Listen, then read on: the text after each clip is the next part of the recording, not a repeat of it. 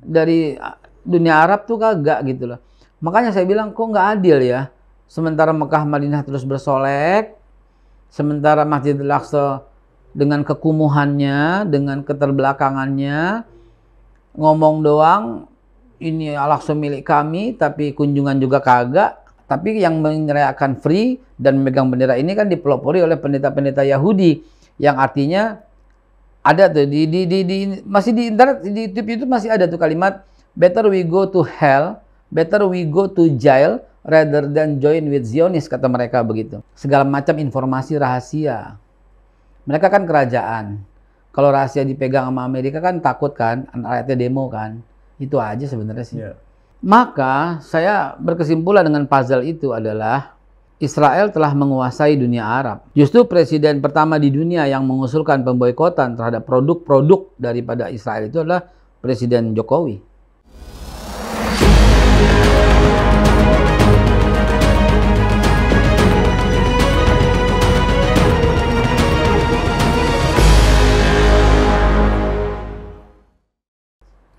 Assalamualaikum warahmatullahi wabarakatuh. Sahabat Gelora dimanapun Anda berada, jumpa lagi kita pada Gelora Talks edisi spesial Palestina. Pada episode yang pertama sebelum ini kita sudah membahas panjang mengenai sejarah konflik di Palestina, jauh bahkan sampai sebelum berdirinya negara Palestina hingga menjelang saat-saat 7 Oktober. Pada episode kedua masih bersama guru kita, senior kita, Babe Hasan Haikal. Makasih, Be. Siap. Kembali bergabung di episode kedua. Kita lanjutkan nih, Be. Okay. Tadi di episode 1 sudah bicara tentang dari sejarah sampai detik-detik menjelang 7 Oktober.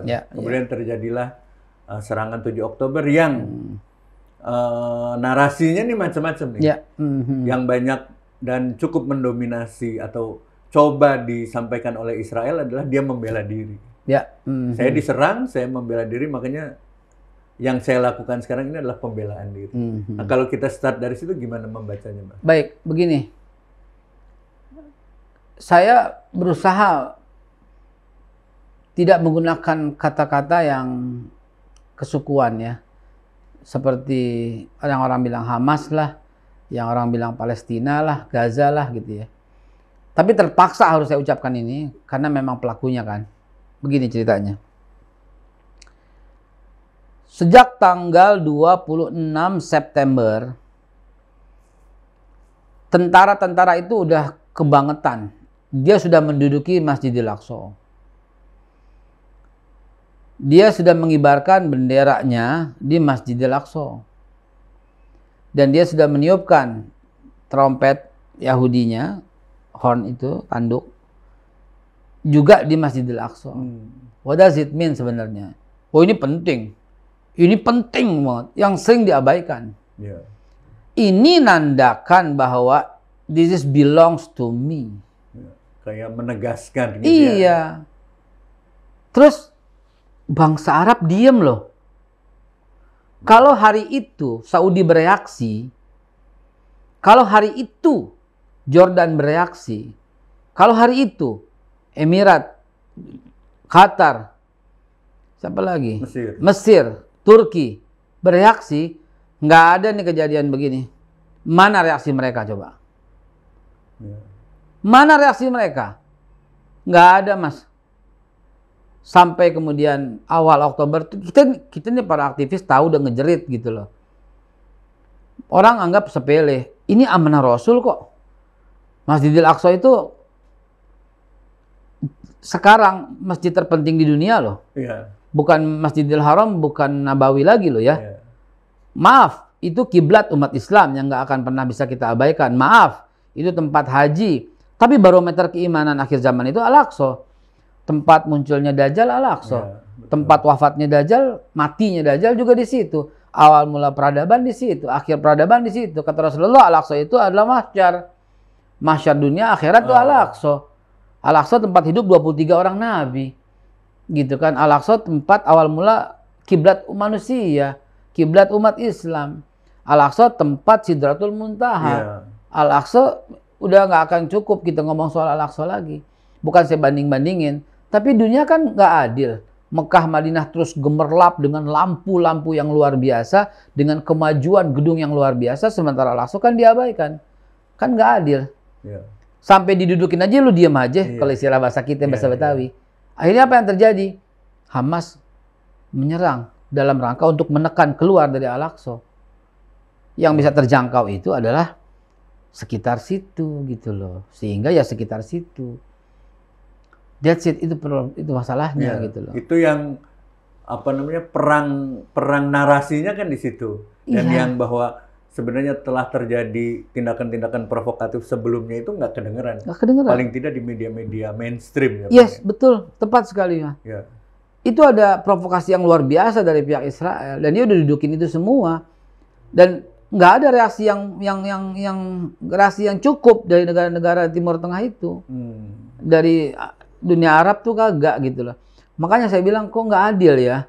Sementara Mekah Madinah terus bersolek, sementara Masjidil Aqsa dengan kekumuhannya, dengan keterbelakangannya, ngomong doang, ini Al-Aqsa milik kami, tapi kunjungan juga kagak, gitu loh.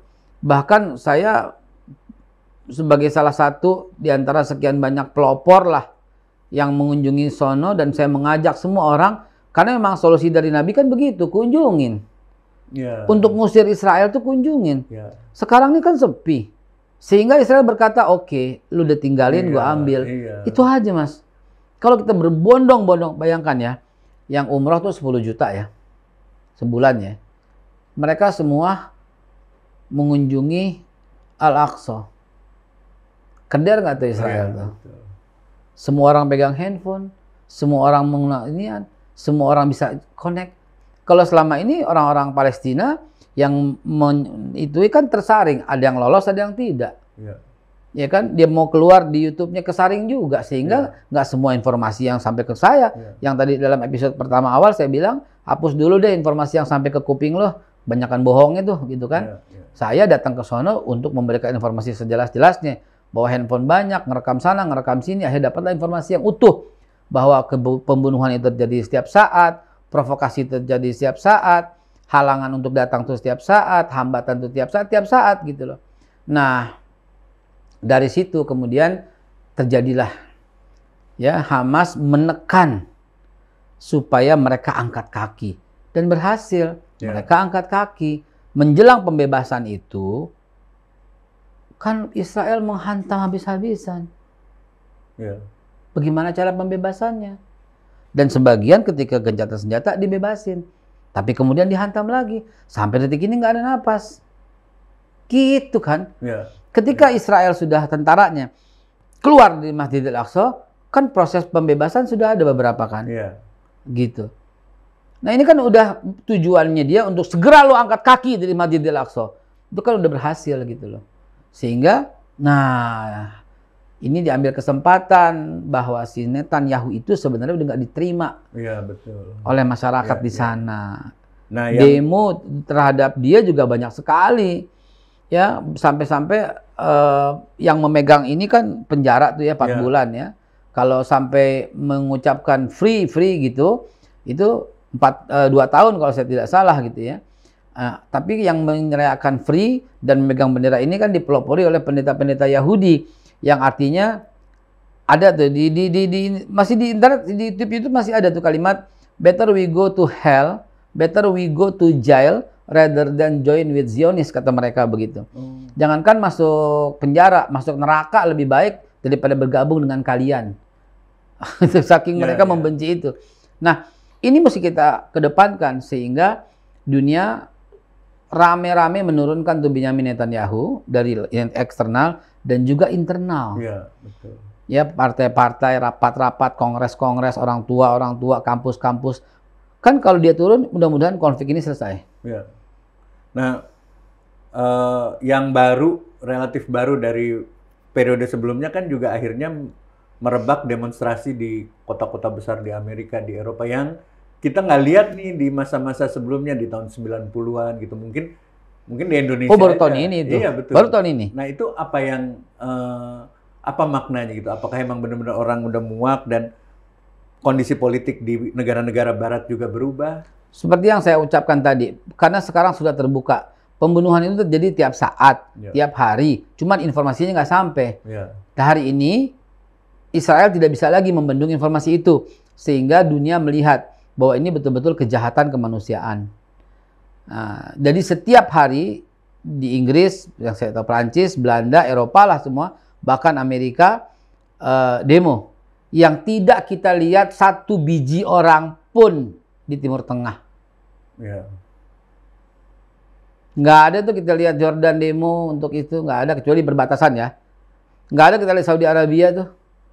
Bahkan yang bawa bendera begini aja di Saudi Arabia dipermasalahkan. Iya, betul.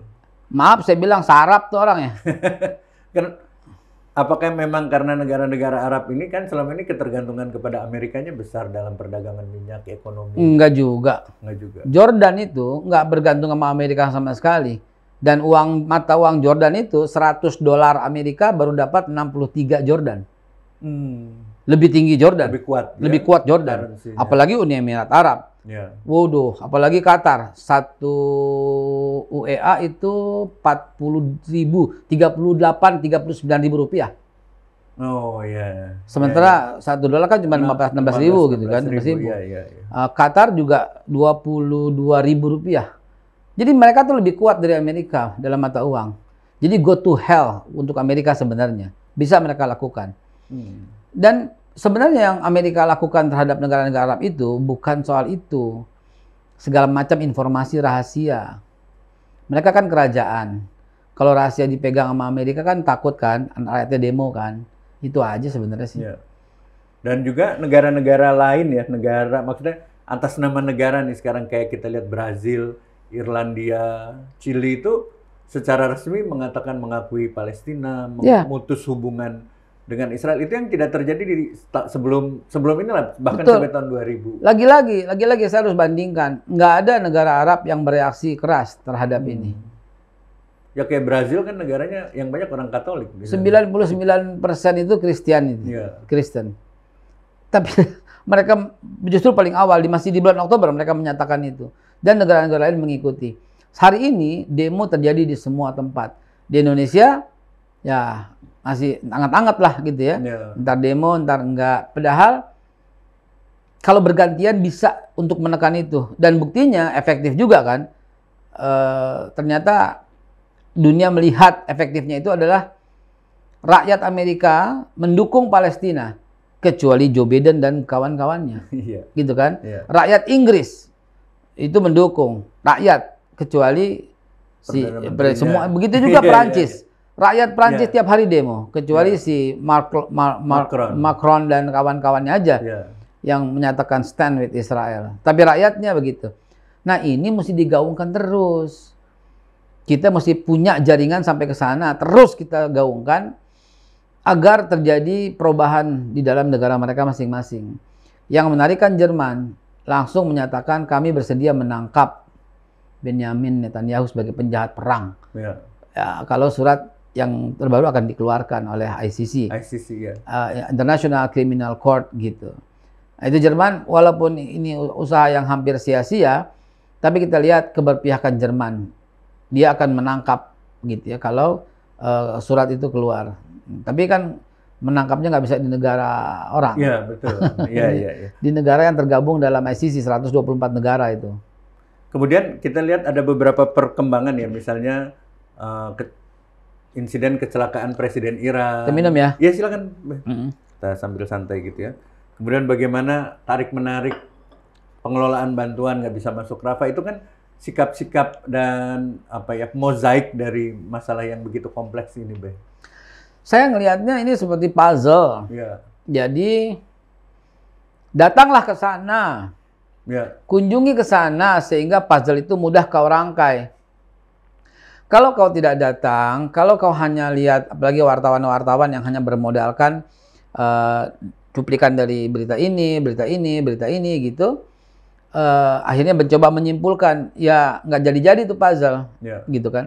Kalau mau datang, melihat, ngobrol dengan mereka, maka puzzle itu akan kelihatan, oh begini gitu ya. Oh Mesir itu you nothing. Lo nggak ada pembelaan, justru kau ikut berpartisipasi menghancurkan. awal mula ketika terjadi serangan dan mereka sudah sampai ke perbatasan, nggak boleh keluar tuh, kan sarap. Mereka pembunuhan ikut berpartisipasi dalam menghabisi rakyat Gaza. Dengan diamnya itu ya. Dengan tidak mengizinkan keluar. Dan juga sekarang tidak mengizinkan bantuan. Tidak mengizinkan bantuan. Apa-apaan? Katanya gini, ntar di dalam bantuan ada bom. Come on gitu loh. Kan lo punya scan. Kan itu kan cuma terigu. Gitu loh. Kan itu cuma bantuan makanan. Itu kan cuma pampers. Ditimbangnya juga ada beratnya semua. Kan konyol banget gitu loh. Membela diri lah. Nggak takut masuk ke dalam itu bom lah. Ya kalau kan nggak masuk akal semua gitu ya. Membela diri, yang kau bunuh kan anak-anak semua dan orang tua. Ada bom, kalau kau ingin menghancurkan lepasin aja itu bom, meledak juga di Gaza gitu kan. Kan nggak masuk akal, itu kan diskusi kayak berdebat kusir konyol begitu kan. Maka saya berkesimpulan dengan puzzle itu adalah Israel telah menguasai dunia Arab.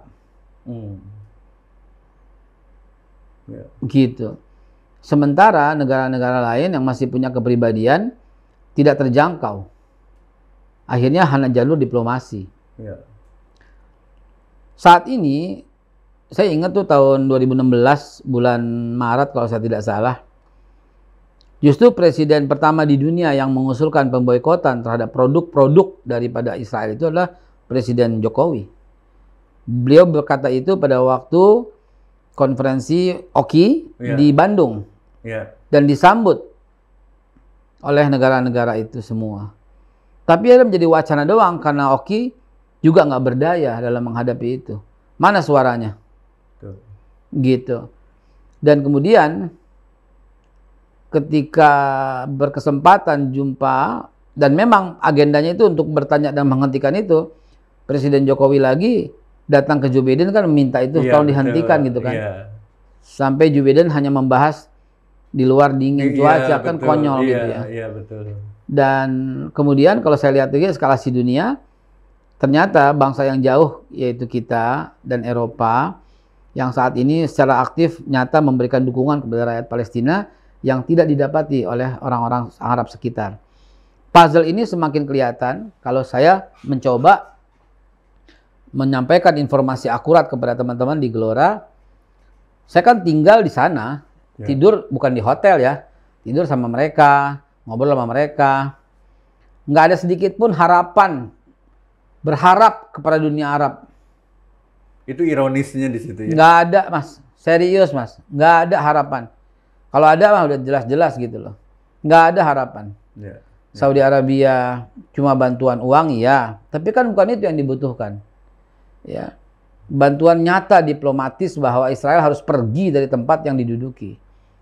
Ya, PBB doang, cuma basa-basi. 93 surat keputusan PBB diabaikan dan dunia diam aja gitu.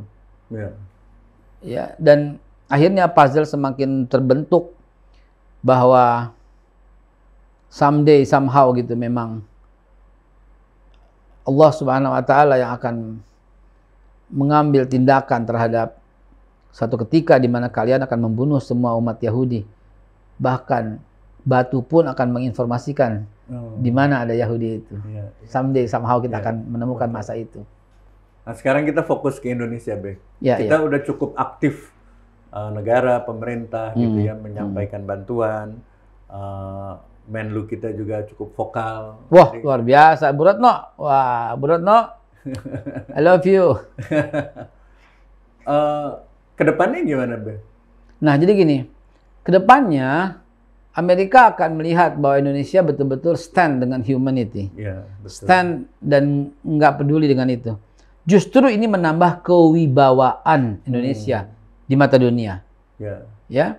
Apa yang saya katakan Al-Aqsa barometer jangan diartikan mengalahkan Mekah Madinah ya. Tapi barometer ini secara umum secara luas diartikan sehingga Amerika Indonesia sekarang kayak gini nih. Kuat Indonesia, dahsyat Indonesia. Dan kekuatan itu kelihatan dari situ. Dan Presiden Jokowi juga kuat, semakin nyata. Bahkan kita lihat ketika orang lain menaruh hormat sama Joe Biden, kita lihat jangan-jangan presiden kita begitu juga. Ternyata kita lihat di televisi dengan gagahnya, tak gitu ya, nggak perlu siapa lo kalau kita bilang ya. Itu sudah mulai. Dan itu kita nggak lihat di dunia Arab itu. Makanya Indonesia teruslah bersikap bebas aktif seperti ini. Dan secara pribadi, Presiden terpilih ya, Pak Prabowo Subianto, juga paling awal memberikan bantuan. Di samping truk, bahkan dari pribadi sendiri sampai 5 miliar rupiah. Kebetulan saya juga yang ikut ya menyampaikan kepada rakyat di sana, juga menambah kewibawaan kita. Jadi jangan takut, teruskan berjuang. Dan yang paling getol di Indonesia juga rakyat netizen kita ini kan. Cuman saya mau kritik juga rakyat netizen. Apa ya, informasi itu harus dapat informasi sejelas-jelasnya. Kita harus boikot produk ini. Ya kalau dia membantu tentara, diboikot lah. Jangan salah boikot dong. Yang nggak bantu Israel, yang nggak bantu tentara, yang nggak bantu Yahudi, sekarang ini kena boikot. Dihubung-hubungkan. Iya, itu propaganda perang bisnis yang dilakukan oleh pihak mereka. Iya, betul. Banyak yang melakukan pemboikotan, ternyata dia banyak yang kena pemboikotan, dia nggak membantu apapun. Bahkan ada yang nyata-nyata membantu, Anda nggak lihat. Iya, betul. Itu terjadi, sehingga terjadi perang dagang yang ada kebusukan di dalamnya. Saya dituduh mendukung produk tertentu. Padahal saya tidak akan pernah berbuat tolol lah. Ya. Saya mendukung karena saya tahu dia tidak pernah memberikan bantuan apapun. Termasuk minuman yang hari ini diboikot rame-rame. Produk itu tidak sama sekali memberikan bantuan baik kepada negaranya, baik kepada tentaranya, ya, baik secara langsung maupun tidak langsung, tidak pernah memberikan bantuan apapun. Tapi hari ini diboikot sampai pada tutup.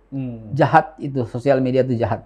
Oke, netizen juga perlu cermat dan mengumpulkan informasi yang banyak. Ya, demi untuk tidak menimbulkan kontroversi, saya tidak menyebutkan produk-produk itu, tapi supaya netizen lebih peka, ya, dan jangan sampai termakan isu-isu tolol yang nyata-nyata mendukung Anda beli produknya, karena dia nggak terdaftar dalam daftar. Yang nyata-nyata tidak mendukung sama sekali, Anda boikot karena cuma masuk ke dalam list yang hoax itu. Betul. Gitu. Baik. Jadi, tapi Babe terakhir nih optimis ya dengan sikap Indonesia yang akan semakin tegas membela Palestina dan juga tadi meningkatkan kewibawaan negara kita di mata dunia ya, Be? Yes. Dunia saat ini sedang menyoroti Palestina. Dan kemenangan itu ada pada orang yang peduli dengan sesama. Terbukti negara-negara Eropa yang demo, negara-negara justru di Amerika sendiri yang setiap hari dalam wisuda, kan ini musim wisuda nih. Wisuda selalu ada bendera, yang selama ini nggak pernah ada. Bahkan mereka tidak berani lagi membawa bendera biru ya dengan bintang David di jalan-jalan, nggak berani karena kalah selalu dengan bendera Palestina yang ada menjadi kompetitor saingan dari demo mereka. Nah, hal ini jangan kita kendor. Dan terima kasih yang sebesar-besarnya kepada Gelora Talk yang mengangkat isu ini dan akan viral, kita yakin, supaya ini terus dikegaungkan. Dan setiap kampus buat seperti ini. Dialog tentang Al-Aqsa, dialog tentang Palestina, dialog tentang Gaza. Tiap masjid, tiap kampus, tiap instansi bikin seperti ini. Bahkan kalau perlu para reporter menggunakan ini sebagai simbol solidaritas. Begitu. Yang ini dilakukan oleh wanita-wanita di Amerika. Mereka tidak berjilbab, tapi mereka mempanjangkan selendangnya dengan bendera dan gambar ini, topi ini. Oh iya, betul. Nanti kita bikin nih topi kayak topinya Babe nih, buat sebagai simbol solidaritas. Baik, sahabat Gelora dimanapun Anda berada, tadi kita udah ikuti ya satu paparan yang sangat komprehensif. Pertama tentu kita perlu cermat nih sebagai netizen untuk mengelola informasi yang kita terima. Bagaimana kita juga tidak, karena perang informasi sekarang sudah menjadi bagian dari perang itu sendiri. Betul. Kemudian yang kedua, bagaimana kita berharap sikap tegas dan komitmen Indonesia terhadap kemanusiaan akan terus berlanjut pada pemerintahan selanjutnya. Dan masih banyak isu-isu penting yang akan kita bahas nantinya. Mudah-mudahan juga Babe Hasan punya waktu lagi kapan-kapan ketemu lagi ngobrol dengan sahabat Gelora dimanapun. Kalau perlu kapan-kapan kita kopi darat sama anak Gelora, Be. Oh, boleh, Dimana boleh. kita kumpul anak-anak di Jakarta dulu. Boleh. Nanti- Saya ajak nanti beberapa teman yang orang-orang Palestina yang Oke. ada. Ya, Ada beberapa yang masih di sini Ya. ada. Kita ajak ngobrol nanti. Biar tadi puzzle-nya itu lengkap ya. Betul sekali. Baik. Terima kasih Babe Hasan Haikal yang telah bersama kita. Itulah tadi Gelora Talks edisi spesial Palestina. Terima kasih sudah bergabung bersama kami. Assalamualaikum warahmatullahi wabarakatuh. Waalaikumsalam warahmatullahi wabarakatuh.